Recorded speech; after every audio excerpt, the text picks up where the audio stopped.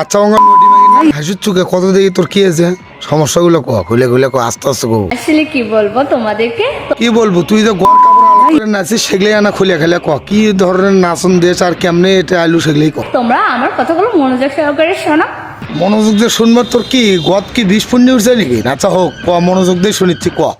আমার ভিডিও করা নিয়ে তোমরা ভাবছো অনেকেই বলো যে আপু তুমি যে ভিডিও করো তোমাকে কেউ কি কিছু বলে না? বলে তো মেলা মানুষই ওগুলো কি তোর লজ্জা সরম আছে নাকি তুই ওগুলো শুনবু বললি কি না বললি কি তোর হলো গন্ডার চামড়া ক তারপরে ক তোমার ফ্যামিলি কিছু বলে না?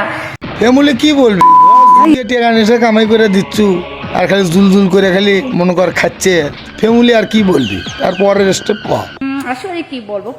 শালা এক কথা বারবার কোসকা তুই যেগুলো নিয়ে এটা আচ্ছু সেগুলোই খুলে গেলে ক সমস্যা নেই আমরা শুনতেছি ক প্রথম দিকে আমাকে সবাই বলেছে। কি কইছে কইছে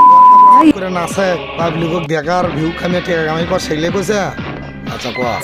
আমার ফ্যামিলি বলেছে এগুলো কেন করিস এগুলো। আমি এটা বিশ্বাস করি না তোর ফ্যামিলি এঙ্গারে কবি জীবনও আমার বিশ্বাস হলো না পরে ক কি আছে ক এক টাঙ্গি তুমি গরম করে এলো কিন্তু ক এত সময় নেসকে পাবলিক কি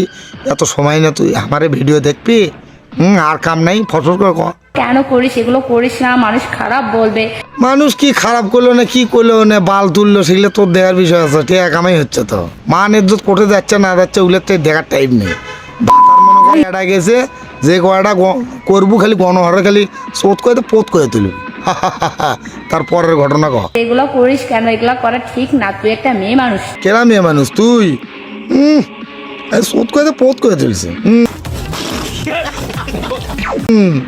মেয়ে মানুষের জাতি তুই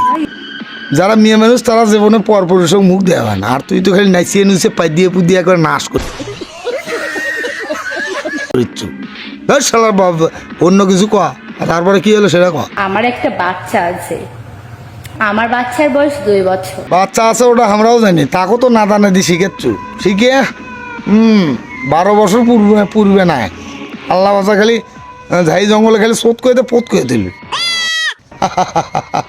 তারপরে ক বাচ্চার পরে ক কি ঘটনা ভিডিও বানালাম, বানাতে বানাতে ভিডিও ভাইরাল হয়ে গেল। বুঝছি হাগিয়ে পাই দিয়ে ভিডিও ভাইরাল করছো এটা বুঝছি তারপরে কত দেখি কি হয়েছে ভিডিও তো ভাইরাল হয়ে গেল তারপরে কি এলো সেটা ক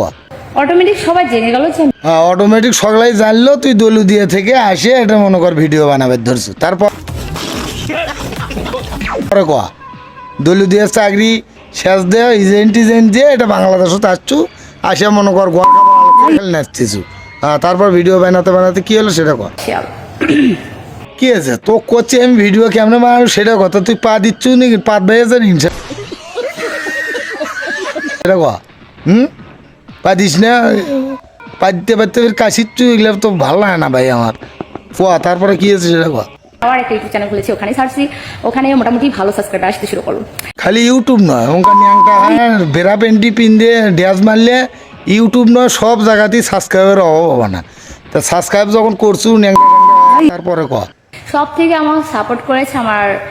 মা। তো তোর মাও তো সাপোর্ট করবি কারণ তোর মাও তো টাঙ্গাইলের যে গিয়া পাড়াত আছিল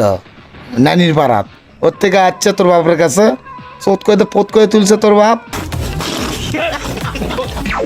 তারপরে তুই হসু তুই এখন অঙ্গে হসু আচ্ছা তারপরটা ক ওই তো লোকে কি বললো ওগুলো ভেবে কিন্তু মোটেই তোমার সময় নষ্ট করা উচিত না। ঠিকই আছে যারা দলু দিয়ে টাঙ্গাইল চাইরি করে নদী পাড়া আমার গাঁত কিছু নাগে না তো দূর কেরা কি করলো না করলো ওগুলো দেওয়ার টাইম আছে সোত করে তো পোত করে তুল টেকা যায় কিন্তু পোকা জান মরে